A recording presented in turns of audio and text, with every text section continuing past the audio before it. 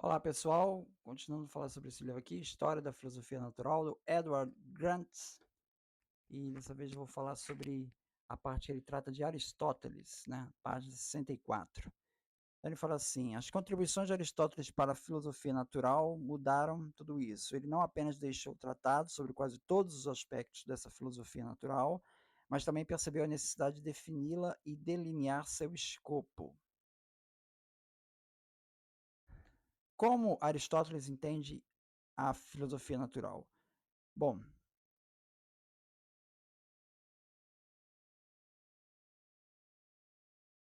ele faz uma divisão das ciências teóricas em metafísica, matemática e filosofia natural. Sem dúvida, ele pensou serem a metafísica e a matemática distintas da filosofia natural. Então, esse é o argumento do Edward Grant. Né? Você vê que a filosofia natural e a matemática estão separadas em Aristóteles. A matemática vai se juntar ali na Revolução Científica, quando vai haver uma matematização da física. Com Aristóteles, essas coisas estão separadas. Então, é,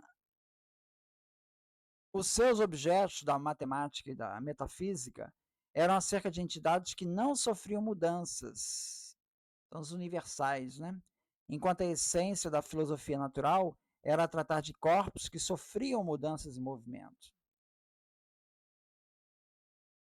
Então, ele tem essa distinção.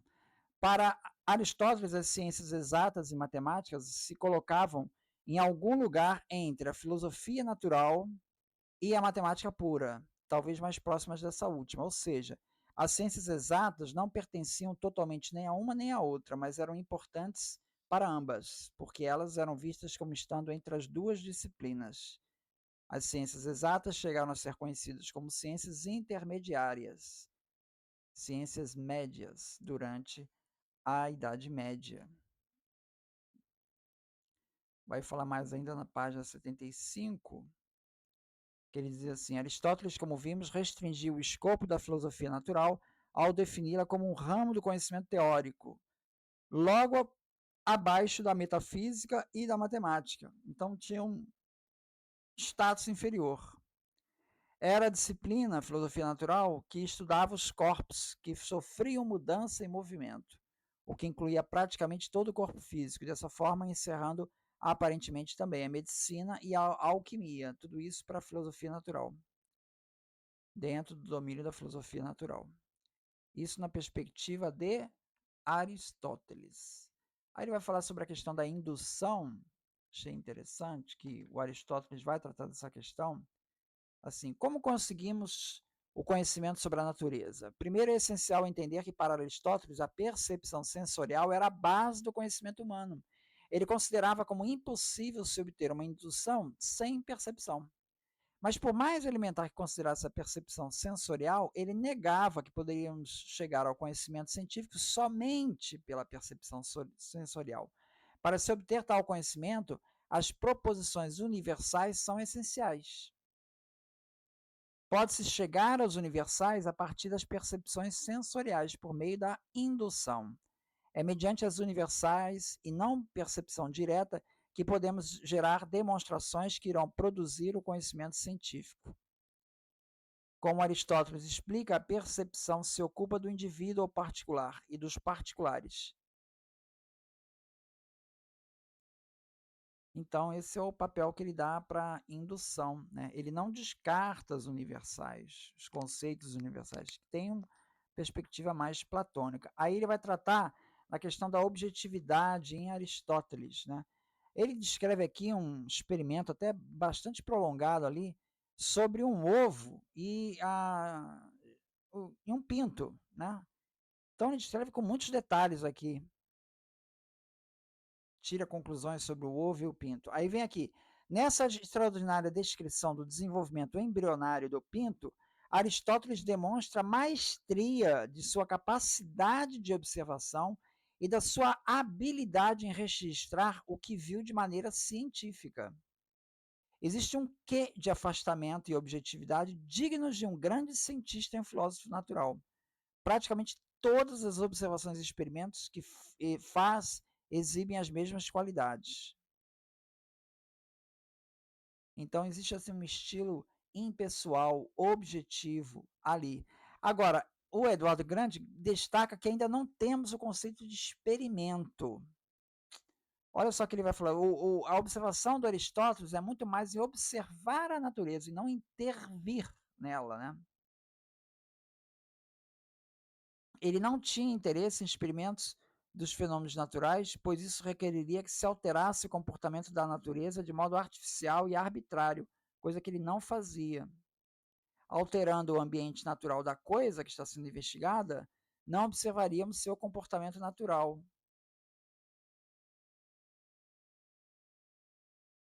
Então, assim, ele vai ter uma visão de experimento que não é a visão de experimento que a gente tem hoje. Hoje a gente tem um conceito de experimento planejado, né? Você planeja tudo. Com ele não, com ele era simplesmente um observar da natureza, basicamente. Talvez uma vez ou outra interceder para otimizar o experimento, mas muito pouco, muito raro.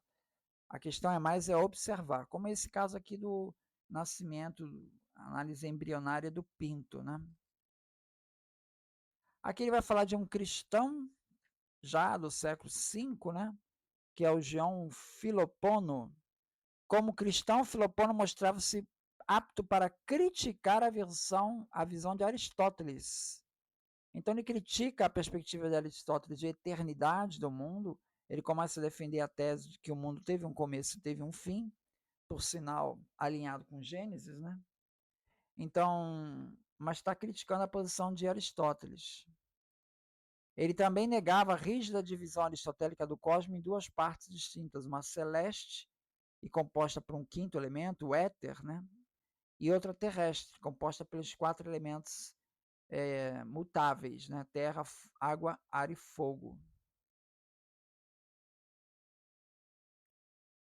E também traz alguns conceitos sobre o movimento, né? Porque o Aristóteles tem ideia do movimento, quando você lança uma pedra,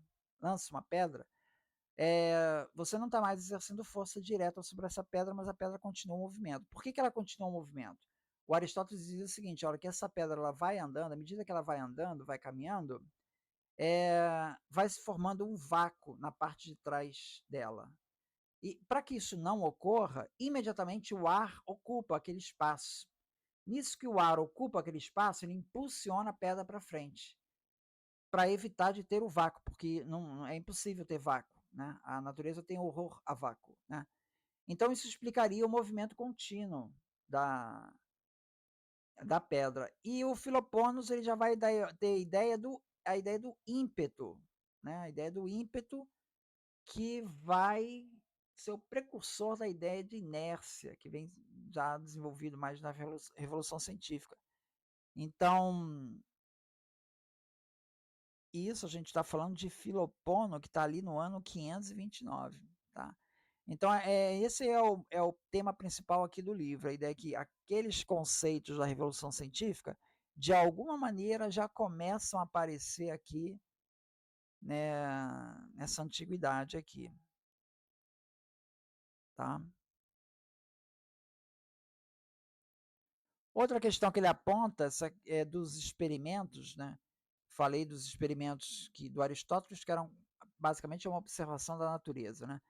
E outra questão é que muitas vezes esses experimentos, né, por exemplo, ele dá um exemplo aqui com Simplício, Ptolomeu e Aristóteles, que eles analisam o peso de um balão enchido com ar. Um balão não é balão de ar quente, é um balão enchido com ar.